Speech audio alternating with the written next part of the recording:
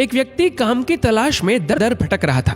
इधर उधर धक्के खाने के बाद निराश होकर जब वह घर वापस लौटने लगा तो पीछे से आवाज आई, ए भाई, यहाँ कोई मजदूर मिलेगा क्या? उसने पीछे मुड़कर देखा तो पाया कि एक झुकी हुई कमर वाला बूढ़ा व्यक्ति 3 गठरिया उठाए हुए खड़ा है। उसने कहा, हाँ बोलो, क्या काम है? मैं ही मजदूरी कर लूंगा। बुजुर्ग व्यक्ति बोला, मुझे रामगढ़ जाना है, 2 गठरिया मैं उठा लूंगा, पर मेरी तीसरी गठरी भारी है। इस गठरी को तुम रामगढ़ पहुंचा दो, मैं तुम्हें 2 रुपए दूंगा। बोलो, काम मंजूर है? ठीक है, चलो। आप बुजुर्ग हैं, आपकी इतनी मदद करना तो यूं भी मैं अपना फर्ज समझता हूं। इतना कहते हुए गठरी उठाकर अपने सिर पर रख ली, किंतु गठरी रखते ही उसे इसके भारीपन का एहसास हुआ। उसने बूढ़े से कहा, ये गठरी तो काफी भारी लगती है। हाँ, इसमें 1-1 रुपए के सिक्के हैं। बूढ़े ने लगभग फुसफुसाते हुए कहा। उसने सुना तो सोचा, होंगे, मुझे क्या, मुझे तो अपनी मजदूरी से मतलब है। ये सिक्के भला कितने दिन चलेंगे? तभी उसने देखा कि बूढ़ा उस पर नजर रखे हुए है। उसने सोचा कि ये बूढ़ा जरूर ये सोच रहा होगा, कहीं ये भाग तो नहीं जाएगा। पर मैं तो ऐसी बेईमानी और चोरी करने में विश्वास नहीं करता। मैं सिक्कों के लालच में फंसकर किसी के साथ बेईमानी नहीं करूंगा। चलते चलते आगे एक नदी आ गई। वह तो नदी पार करने के लिए झट से पानी में उतर गया, पर बूढ़ा नदी के किनारे खड़ा रहा। उसने बूढ़े की ओर देखते हुए पूछा, क्या हुआ? आखिर रुक क्यों गए?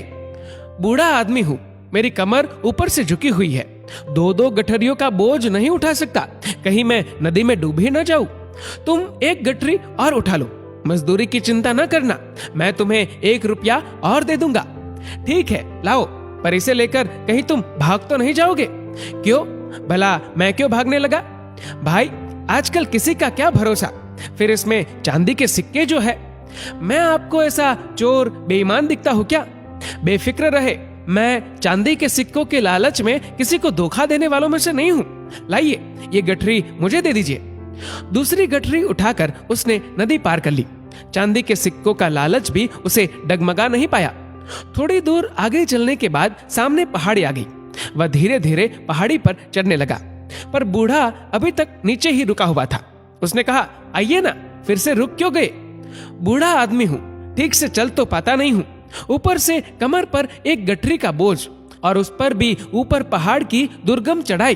तो लाइए, ये गठरी भी मुझे दे दीजिए, बेशक, और मजदूरी भी मत देना। पर कैसे दे दूं?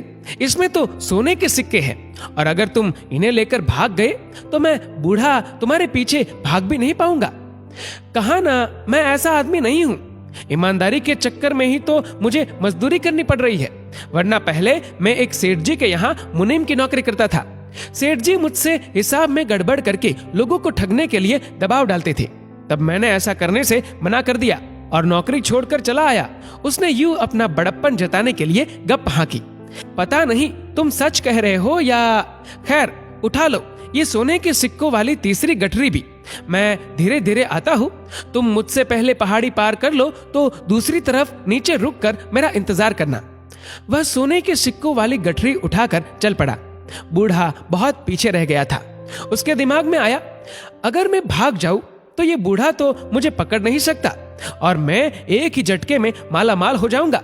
मेरी पत्नी जो मुझे रोज कोसती रहती है, कितना खुश हो जाएगी। इतनी आसानी से मिलने वाली दौलत ठुकराना भी बेवकूफी है। एक ही झटके में धनवान हो जाऊंगा। पैसा होगा तो इज्जत, ऐशो आराम सब कुछ मिलेगा मुझे। उसके मन में लालच आ गया और बिना पीछे देखे भाग खड़ा हुआ। 3-3 भारी गठरियों का बोझ उठाते भागते भागते उसकी सांस फूल गई। घर पहुंचकर उसने गठरिया खोल कर देखी तो अपना सिर पीट कर रह गया। गठरियों में सिक्कों जैसे बने हुए मिट्टी के ढेले ही थे। वह सोच में पड़ गया कि बूढ़े को इस तरह का नाटक करने की जरूरत ही क्या थी।